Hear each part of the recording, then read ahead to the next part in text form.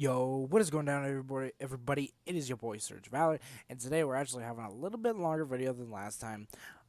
Last time was my uplink and comeback, I believe, which is kind of funny because that's what Savage and Unbelievable played on.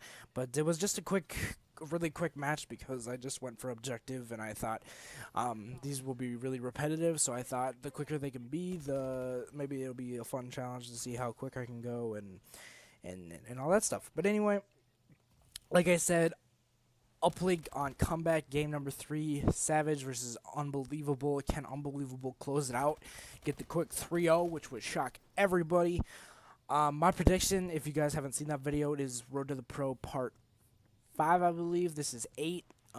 My prediction was Savage Gaming would win this. I was thinking probably like 6-2, 6-3, something like that.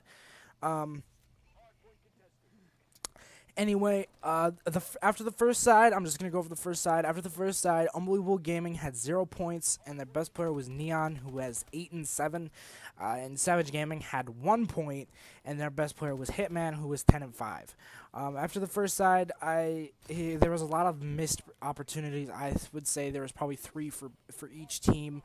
But that kind of is to be expected. Every team has missed opportunities, although you try to limit them.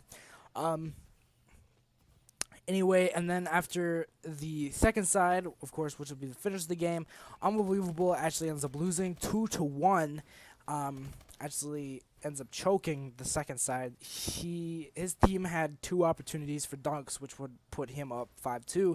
But anyway, so Unbelievable is not able to close it out, so we are going to a game 4, which will come in a later date, which will come in the next part, I believe.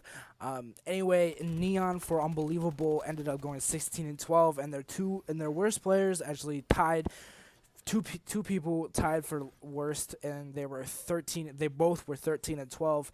What I noticed for this team, quick before going into Savage Gaming, what I noticed about this team, and they really like to run away from teammates. They like to run away from where they were heavily favored sided.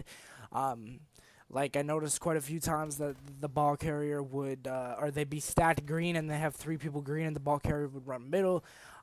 It just wasn't very smart. Unless they were trying to set something up, which they obviously weren't because they never got anything out of it. And then the second thing is they outslayed Savage Gaming insanely by like a ton, but they couldn't convert it into points. It was kind of going back to Detroit Hardpoint with Savage Gaming about how they outslayed the whole match, but they were pointless kills. They didn't have any, like, they didn't gain anything from it. So that was probably really frustrating for Unbelievable Gaming. Anyway, going to Savage Gaming, their best player was Hitman. He went 18 and 15, so he kind of turned it off the second half, going, what is that, 8 and 10, so he went negative the second half. And then I didn't write it down on here, but somebody went 7 and 17. I cannot remember who it is for the life of me, but they lacked slang. Was one of the major things I noticed. They had no numbers. I think one person was 3 and 10 on the first half. That was probably this person who went 4 and 7 on the second half. Another thing I noticed is they pushed with no help, which led to 2 points actually, like twice, 2 1-pointers. So it actually worked for him. But another thing was that their jukes were on point.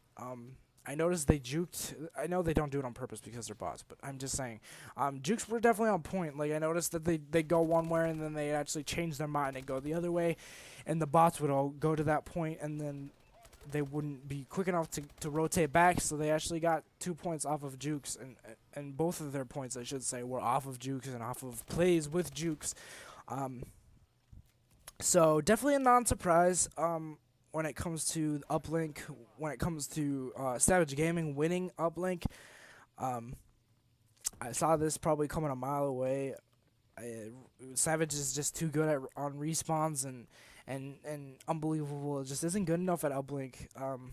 But I mean, on the other hand, I thought there was a chance Unbelievable could close the series out just because of what I saw in the Detroit Hardpoint. But then again, I knew Savage was going to come back, and especially with a close quarters map such as Comeback, where where Unbelievable's players didn't have those long ranges to to deal with like they do on Search and CTF, which are Unbelievable's two best maps. Excuse me, holy hell. I definitely thought Savage would bring their A game, and I don't think they brought their A game. I think that they probably they were going about 80%, and it was good enough. Like I said, Unbelievable just didn't have, like, they had so many missed opportunities. Like I said, they probably had like 4 points in missed opportunities, which would have put them over the top. I mean, even just getting one of those missed opportunities would have put them over the top, winning 3-2. And